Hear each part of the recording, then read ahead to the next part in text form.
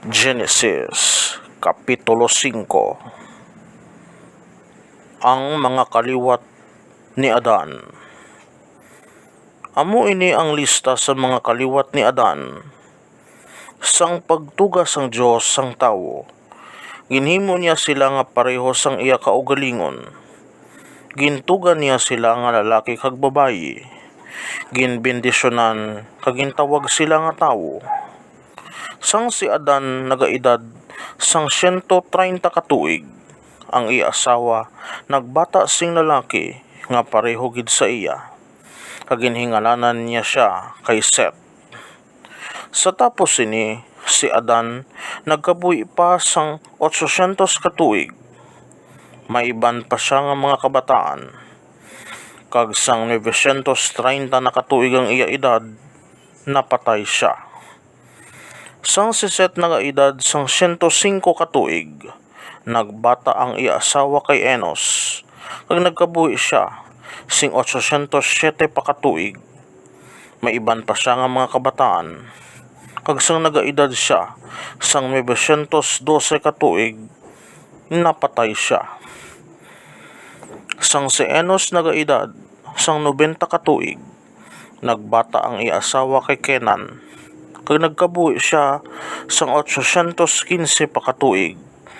May iban pa siya nga mga kabataan. Kag sang nagaedad siya sang 905 ka tuig, napatay siya. Sang si Kenan nagaedad sang 70 ka tuig, nagbata ang iya asawa kay Mahalel, kag nagkabuhi siya sing 840 pa ka mga tuig. May iban pa siya nga mga kabataan. Kag sang nagaedad siya sing 910 ka tuig, napatay siya. Sang si Mahalel nagaedad sang 65 ka tuig, nagbata ang iya asawa kay Jared, kag nagkabuhi siya sing 830 pa ka tuig. May iban pa siya nga mga kabataan. Kag sa nagaedad siya sing 895 ka tuig, napatay siya. Sang si Jared nagaedad sang 162 ka tuig, nagbata ang iya asawa kay Enoch, nagkabuhi siya sing 800 pa ka tuig. May iban pa siya nga mga kabataan. Kag sa nagaedad siya sang 962 ka tuig, napatay siya. Sang si Enoch nagaedad sang 65 ka tuig, nagbata ang iya asawa kay Metusela. Si Enoch nagkabuhi upod sa Dios sa sulod sang 300 pa ka tuig, kag may iban pa siya nga mga kabataan.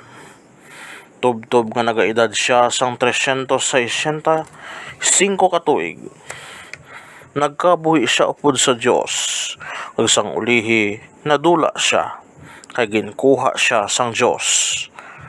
Sang si Metusela nagaedad sang 187 ka tuig, nagbata ang iya asawa kay Lamek, kag nagkabuhi siya sing 782 pa ka tuig.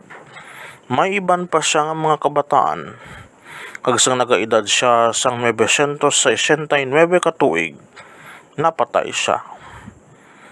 Sang si Lamek nagaedad sang 182 ka tuig, nagbata ang iya asawa sing lalaki, kag nagsiling siya. Gikan sa duta nga ginpakamalaot sang Ginoo, ini nga anak magahatag sa aton sing kapahuwayan gikan sa aton mabudlay nga mga buluhaton.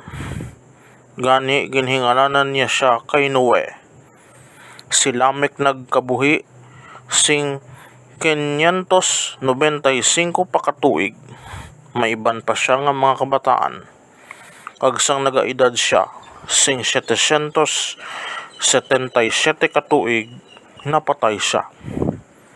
Sang makaedad si Noe sing 500 ka tuig, nagbata ang iya asawa kay Sem, Ham, kag Japhet. Mga kaabyanan,